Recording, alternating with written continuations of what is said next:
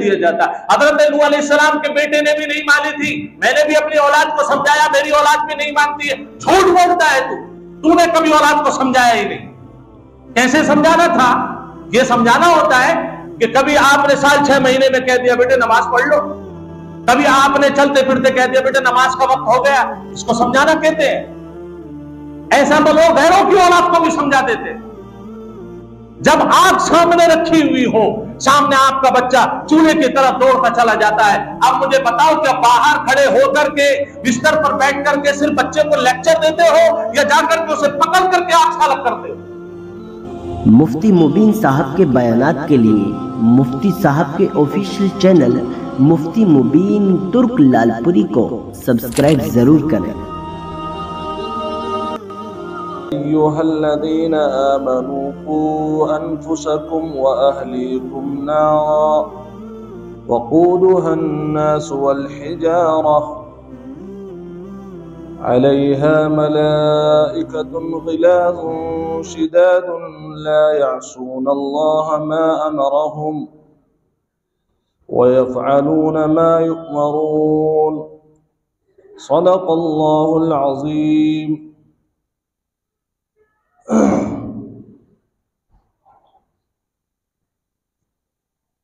मेरे मोहतरम बुजुर्गों और अजीज साथियों, अल्लाह का निहायत करम और फजल है कि हम रमज़ान से एक हफ्ता और करीब आ गए हैं।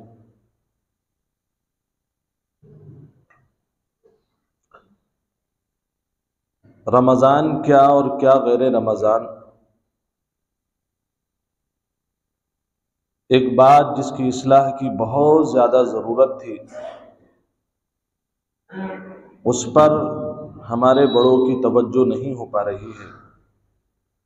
कहा भी जाता है, सुना भी जाता है, लेकिन उस पर अमल नहीं हो रहा। और बड़ों ने ये बात जिक्र की है कि अगर किसी बात को बार बार रिपीट किया जाए, वक्तन फवक्तन उसको जिक्र करता रहा जाए, तो ऐसी सूरत में किसी न किसी के दिल पर बात का असर होता है। अगर ये सोच लिया जाए कि भाई उम्मत अमल नहीं कर रही है या ये है कि अमल करने वालों की परसेंटेज बहुत कम है, तो फिर बयान करना छोड़ दिया जाए या समझाना छोड़ दिया जाए, तो इससे मुआशरे पर और गलत असर हो। वो कौन सी ऐसी बुराई है जिसके बारे में हम गफलत कर रहे हैं? बहुत सारी बुराइयां हैं, लेकिन एक बुराई कि हम जो बड़े हैं, हम अपने छोटों को शफकत की निगाह से नहीं देख रहे। हम अपने छोटों की इस्लाह नहीं कर रहे। अल्लाह तबारक व तआला ने कुरान करीम में ये मजमून सराहतन भी जिक्र फरमाया और तरबियत के सिलसिले में अंबिया का तज़किरा भी फरमाया। अल्लाह ताला फरमाता है, या अय्युहल्लज़ीना आमनू क़ू अनफुसकुम व अहलीकुम नारा, ए ईमान वालों, अपने आप को, अपनी औलाद को जहन्नम की आग से बचाओ। ए ईमान वालों, ये लफ्ज जो अल्लज़ीना आमनू है, इसमें कितनी शफकत और अल्लाह की कितनी मोहब्बत है मुझसे और आपसे, मैं उसको अपनी उर्दू की मिसाल से समझाने की कोशिश करता हूं, अल्लाह करे समझ में आ जाए। देखिए, वैसे तो हर बंदा अल्लाह की मखलूक है, मैं भी अल्लाह की मखलूक हूं, आप भी अल्लाह की मखलूक हैं। चरिंद और परिंद, जमीन और आसमान, सब अल्लाह की मखलूक है। अल्लाह जिसका चाहे नाम लेकर के पुकारे, जिसका चाहे कोई ऐब जिक्र करके उसको पुकारे, उसको कोई रोकने वाला नहीं, उसको हक है। लेकिन अल्लाह ने बंदों का नाम लेकर के नहीं पुकारा, बल्कि अल्लाह तबारक व तआला ने एक एजाजी तौर पर ईमान के साथ, क्योंकि ईमान का ताल्लुक बंदे से अल्लाह को जोड़ने वाली चीज ईमान है। अल्लाह में और उसके नेक बंदों में, ईमान वाले बंदों में जो एक निस्बत है रब से जोड़ने वाली, वो कौन सी चीज है? ईमान है। अल्लाह ने उस निस्बत का जिक्र फरमाया। और गहराई से समझाऊंगा, आपकी औलाद है जिसको आपने पाला पोसा, आपके वालिदैन ने आपको पाला पोसा, बड़ा किया, खिलाया पिलाया। अब वो मेरे वालिद मेरा नाम लेते हैं, कोई काम कहना है उन्हें तो नाम लेकर के कहते हैं, तो क्या उनको इस नाम लेने में कोई आपत्ति है? कुछ नहीं है। मेरा नाम लेकर के मेरे वालिद कहें कि मुबीन आप, तुझे ये काम करना है, तुझे वो काम करना है, बुरा नहीं लगेगा, मुझे अच्छा लगेगा। लेकिन अगर उसमें भी मेरे वालिद मुझसे ये कहें चार आदमियों के सामने, बेटे आपसे एक काम है आप कर दोगे, तो बताइए लफ्ज बेटे में नाम से ज्यादा इज्जत महसूस होगी या नहीं होगी? होगी। जब आपके वालिद आपका नाम लेते हैं तब भी आपको नॉर्मल लगता है, लेकिन जब आपके वालिद आपको बेटा जी कहकर के पुकारते हैं, बेटी को बेटी कहकर के पुकारते हैं, उसमें एक मोहब्बत की अलग कशिश होती है।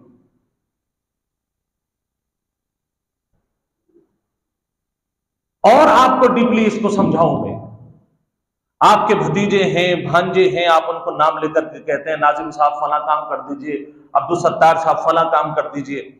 उन बच्चों में से एक बच्चा मिसाल के तौर पर डॉक्टर बन गया या बन रहा है, लास्ट ईयर में है, सेकंड लास्ट ईयर में है, आप उसका नाम लेकर के कहते हैं कि फला आप मेरे लिए एक गिलास पानी ला दीजिए, वो आपको ला करके देगा, क्योंकि उसके कान ने बचपन से आपकी जबान से अपना नाम सुना है। लेकिन अगर आपका कोई बड़ा या आप अपने किसी भतीजे और भांजे को उसकी डिग्री से आप पुकारें, डॉक्टर साहब एक गिलास पानी मिलेगा क्या, अंदर से जो जज्बात जागेंगे, जो फीलिंग्स होगी, उसे महसूस होगा कि आज मुझे पद्म भूषण से नवाज दिया मेरे मामू ने, आज मुझे फला अवार्ड से नवाज दिया। बल्कि मैं कहता हूं कि छोटा मोटा अवार्ड उसके सामने फेल है कि जब वालिद या आपके चचा, आपके मामू आपकी डिग्री से आपको पुकारे, इंजीनियर साहब जरा तशरीफ ले आइए, इंजीनियर साहब आपकी जो है दावत है, डॉक्टर साहब आपकी दावत है, तो एक अलग सी कैफियत आती है। ये मोहब्बत है, क्योंकि ये जो लफ्ज आपके लिए इस्तेमाल हुआ है वो हकीकतन आपके लिए एक एजाज है। मौलाना शब्बीर साहब रहमतुल्लाह अलैह, मुफ्ती शब्बीर साहब, जिनको लोग अल्लामा कहा करते थे, कुछ शेखुल इस्लाम कहा करते थे, ये जो आपने शेखुल हिंद का तर्जमा जो मैं भी अपने सामने तफसीर के दौरान रखता हूं, इसमें तफसीर है हजरत की जबरदस्त तालीम। हजरत मौलाना मुफ्ती तकी उस्मानी साहब दामत बरकातुहू, जो इस वक्त माशाअल्लाह हयात हैं, उनके जो वालिद मोहतरम थे मुफ्ती शफी साहब रहमतुल्लाह अलैह, तो मुफ्ती शब्बीर साहब जो शेखुल इस्लाम थे, मैं पहले मुफ्ती शब्बीर साहब से मुराद हमारे मुफ्ती शब्बीर साहब नहीं, मुरादाबाद वाले मुफ्ती शब्बीर साहब जो अल्लामा शब्बीर साहब कहलाए, दारुल के वो जो है मुअक्कर उस्ताद थे, और फिर जाकर के वो पाकिस्तान जब बना तो पाकिस्तान में वो चले गए। कोई अल्लामा कह रहा है, कोई शेखुल हदीस कह रहा है, कोई शेखुल इस्लाम कह रहा है, और हजरत से नीचे तो कोई बुलाता ही नहीं, क्योंकि आलिम जितना बढ़ता चला जाता है उसकी वैल्यू उतनी ही ज्यादा बढ़ती चली जाती है। ये अल्लाह का निजाम है। मुफ्ती शफी साहब और मुफ्ती शब्बीर साहब उस्मानी रहमतुल्लाह अलैह दोनों मुमेरे फुबेरे थे। तो अल्लामा शब्बीर उस्मानी रहमतुल्लाह अलैह अपने मामू के घर आया करते थे, यानी मुफ्ती शफी साहब उस्मानी रहमतुल्लाह अलैह किया। मुफ्ती शफी साहब की उम्र काफी हो चुकी थी, मुफ्ती तकी साहब भी उस वक्त जवान थे, और उनके बड़े भाई मुफ्ती रफी साहब वो भी जवान थे। तो अब इस एतबार से जब मामू के घर अल्लामा साहब आया करते थे, तो वहां मुफ्ती शफी साहब की जो वालिदा थी वो उनकी मुमानी लगी, तो बूढ़ी मुमानी से मुलाकात करने आते थे। तो वो कभी कभी फरमाया करते थे, देखो मुफ्ती शफी साहब एक नाम था, और आज भी उनकी किताब मारिफुल कुरान आप देख लें, दुनिया में उर्दू जबान में जितनी तफासीर लिखी गई है सबसे नंबर 1। किसी भी मसलक का आदमी उसको उठा करके देख ले, उससे उसे इस्तेफादा ही होगा इंशाअल्लाह। तो कहा करते थे अल्लामा शबीर उस्मानी रहमतुल्लाह अलैह, मैं इस घर में 2 वजह से आता हूं। एक वजह तो यह है कि मुफ्ती शफी जैसा आदमी मेरा भाई है और एक आलिम दीन और मुफ्ती आजम है, उनसे मुलाकात हो जाती है। और दूसरी वजह यह है कि इनकी अम्मा जान जो मेरी मुमानी है, उनके मुंह से मुझे बेटा कहने की, लफ्ज बेटा सुनने की जो अल्लाह की तरफ से एक इज्जत मिलती है, मैं अपनी मुमानी के जबान से लफ्ज बेटा सुनने आता हूं। कहते हैं कि उस वक्त मुफ्ती शफी साहब के जो बेटे मुफ्ती तकी साहब है, वो बार बार इस बात को सोचा करते थे। कहते हैं हमें ये लगता था कि हमारी दादी जान अल्लामा शबीर उस्मानी को बेटा ये कर दो, बेटे यहां बैठ जाओ, बेटे वहां बैठ जाओ। आज तक अगर प्राइम मिनिस्टर भी आ रहा है तो वो हजरत जी कहकर के पुकार रहा है। हमारी दादी, क्योंकि दादी की कोई वैसे वैल्यू नहीं होती है, क्योंकि दादी के गोद में बच्चा खेलता है तो उसे तो वो दादी सबसे ज्यादा नॉर्मल लगती है। तो वो ये समझते थे कि इतने बड़े अल्लामा को मेरी दादी बेटा कहकर के बुलाती हैं। और जब हजरत ने अपनी पूरी बात समझाई कि इस घर में आने का मकसद ही मेरा ये है कि ताकि मैं इस बूढ़ी औरत के जरिए से अपने कान में लफ्ज बेटा को सुन सकूं। अल्लाह फरमाता है या अय्युहल्लज़ीना आमनू कू अनफुसकुम व अहलीकुम नारा, ए ईमान वालो, यानी तुम्हारे और मेरे दरमियान में जो मोहब्बत है वो लफ्ज ईमान से है।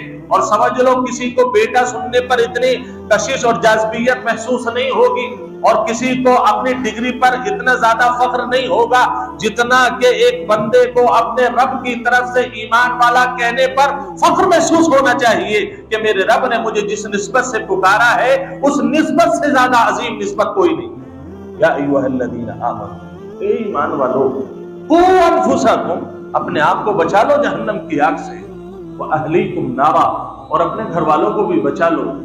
आप क्या समझते हैं कि इनफरादी तौर पर मैं तहज्जुद पढ़ लूं, नमाज पढ़ लूं, काफी हो जाएगा? ऐसा नहीं।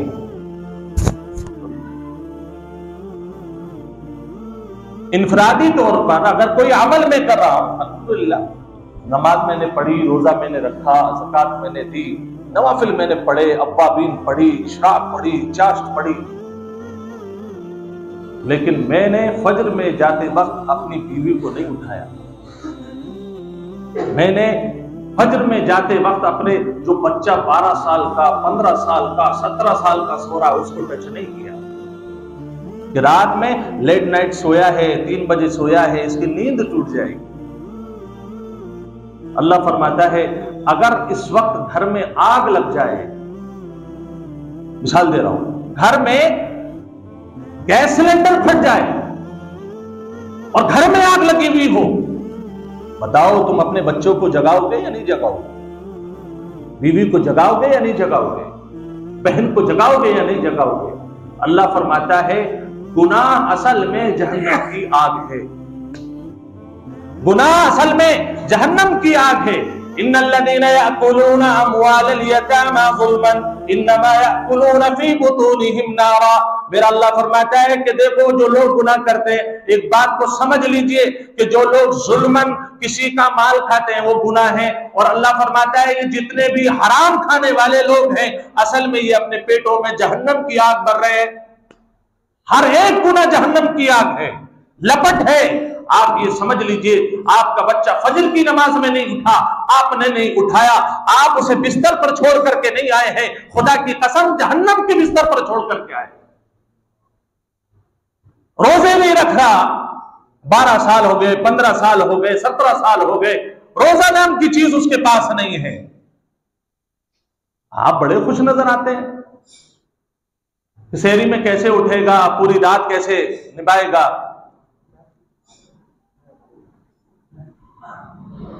अरे आपने रोजा छुड़वा दिया, आप बड़े आराम से बैठे हुए हैं कि कोई बात नहीं है, बच्चे की सेहत पर असर पड़ेगा। मैंने शायद पहले भी सुनाया हो, एक मरतबा एक साहब ने दुआ में बुलाया, बोले हजरत आज हमारे यहाँ इफ्तार कर लीजिए। ऐसा बहुत अच्छी बात है।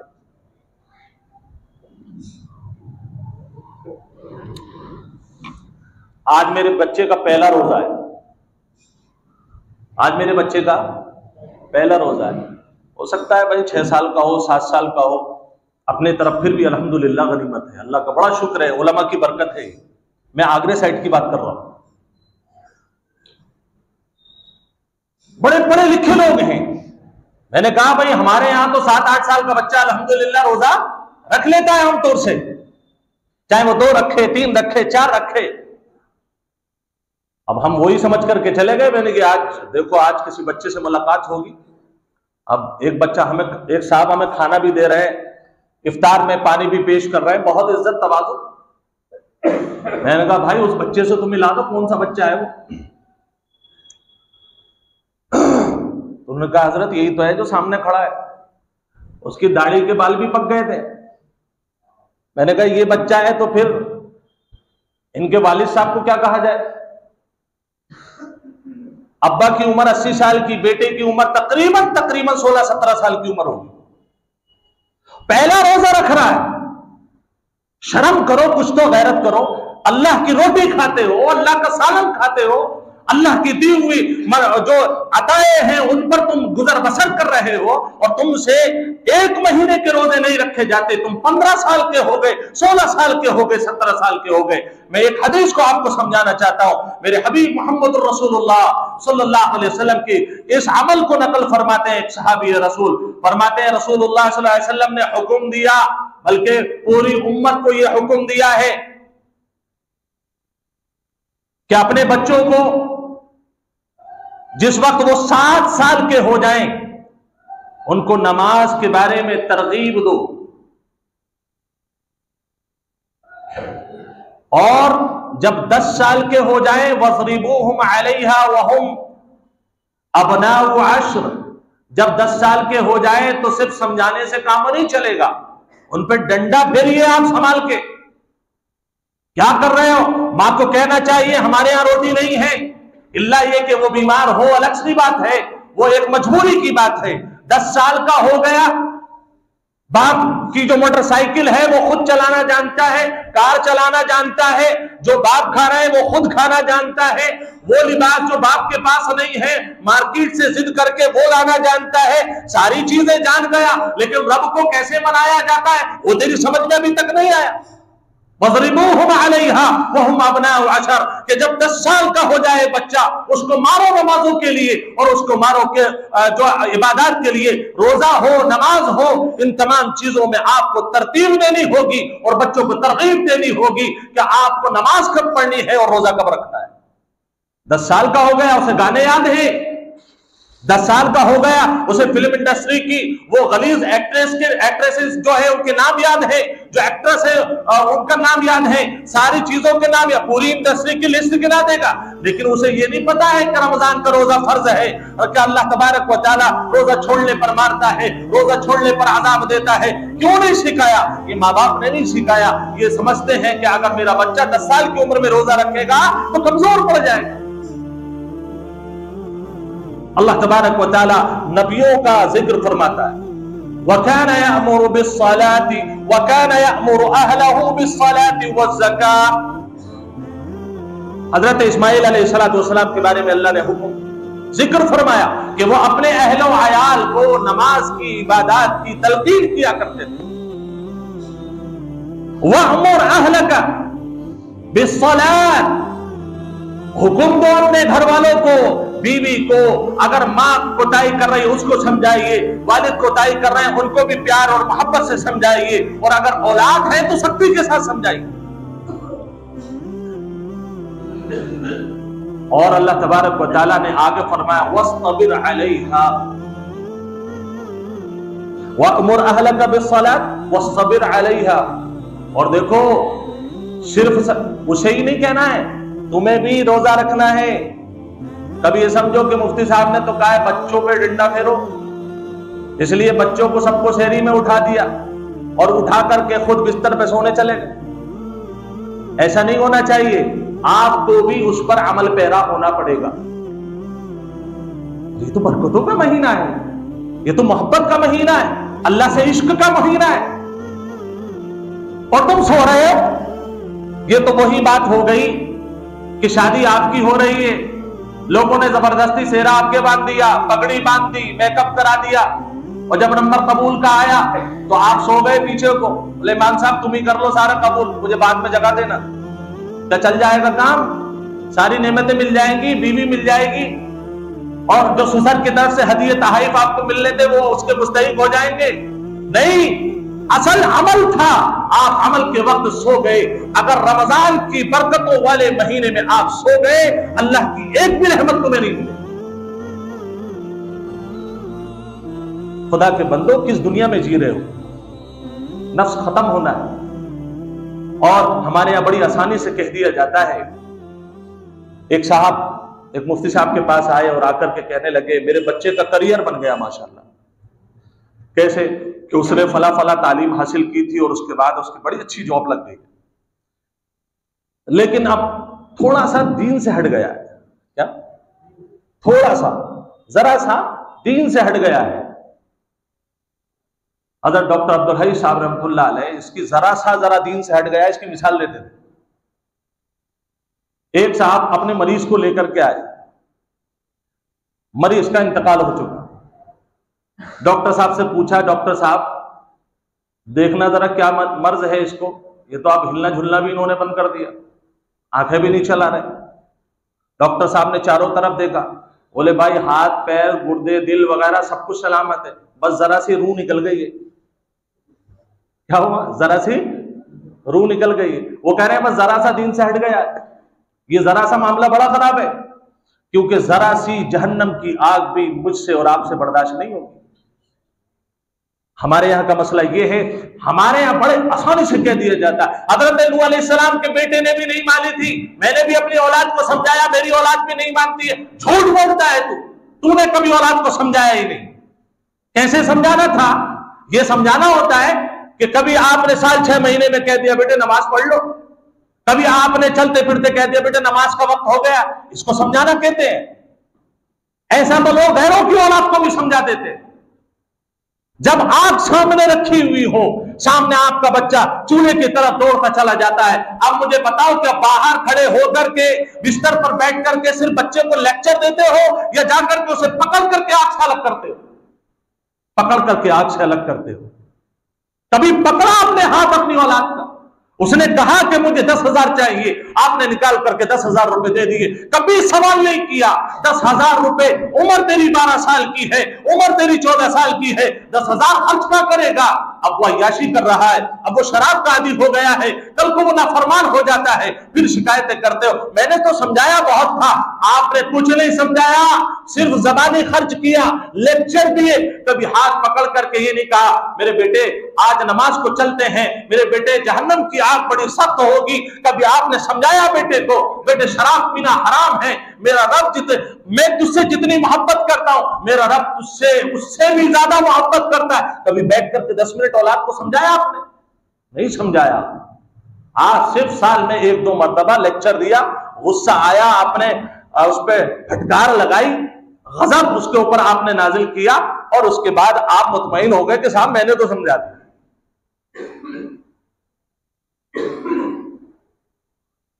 ऐसे लोगों को फरिश्ते लाठी मार मार के कमर समझा रहे, ये तुम धोखा देने की कोशिश कर रहे हो।